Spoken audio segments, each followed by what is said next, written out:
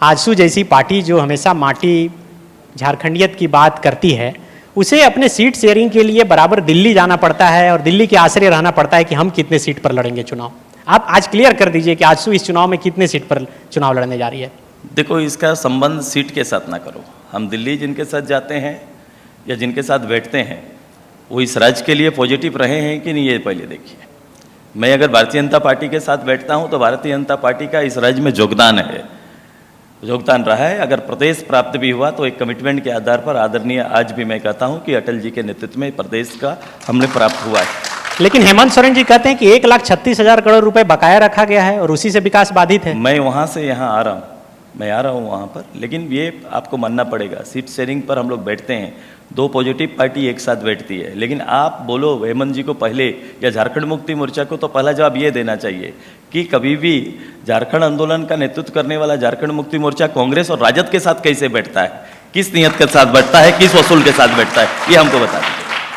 पिछले 24 साल में आजसू जो हमेशा झारखंडियत की बात करती है, आप कहते हैं कि हम आंदोलनकारियों की पार्टी है, आंदोलनकारियों की बात करते हैं, अकेले दम पर अब तक क्यों नहीं खड़ी हो पाई? क्यों नहीं ऐसा महसूस हुआ कि हम अकेले दम पर चुनावी मैदान में जाएं? मैक्सिमम भी गया तो 6 सीट पर आजसू एक बार रही थी। कि मेरे पास 28 विधायक हुए या 30 विधायक हुए, मेरा पहला कदम सही हुआ कि नहीं, ये ज़्यादा मायने रखता है।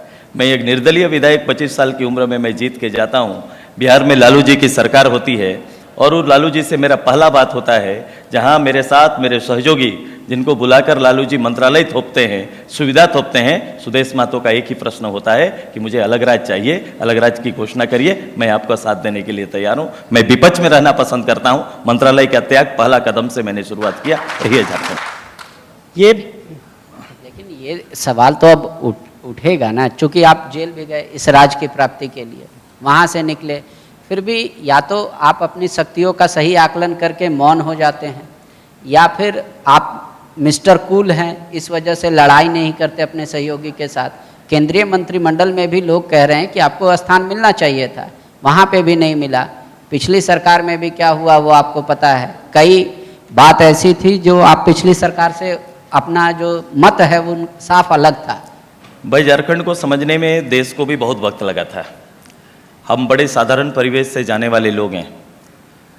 लड़ाइयाँ और साहस के तो इतिहास बड़े पड़े हैं, लेकिन राजनीतिक में हम कभी भी राष्ट्रीय फिगर हम लोग अपने आप को खड़ा नहीं कर पाए, राष्ट्रीय चेहरा हमारा नहीं बन पाया, हम उस रूप से खुद को तैयार नहीं कर पाए। प्रदेश में आज भी इसकी कमी है।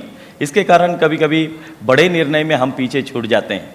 हम राजस्व में तो भागीदारी निभाते हैं, लेकिन हिस्सेदारी लेने में कभी कभी हमारी कमी रह जाती है। और इसको, इसी आचरण को बड़ा करने के लिए जब बड़े लोग बड़े राजनेताओं से बैठते हैं तो निश्चित रूप से झारखंड के दर्द को हम लोग रखने का कोशिश करते हैं। इसमें सवाल ये नहीं है कि आपके हिस्से में कितना पड़ रहा है, सवाल ये है कि बुनियादी विषय का नेतृत्व आप कर पा रहे हैं कि नहीं, उन वसूलों को वो वहाँ पर स्थापित कर पा रहे हैं कि उन प्रश्नों का समाधान निकल पा रहा है कि नहीं, ये ज़्यादा मेरे लिए मायने रखता है। जरूर। बहुत शुक्रिया सुदेश महतो जी, आपने बेशकीमती समय निकाल कर चूंकि चुनावी गहमागमी के बीच ये समय दिया।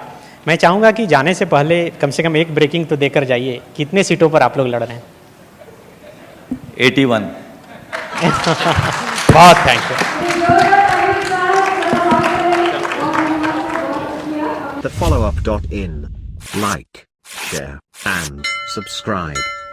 www.thefollowup.in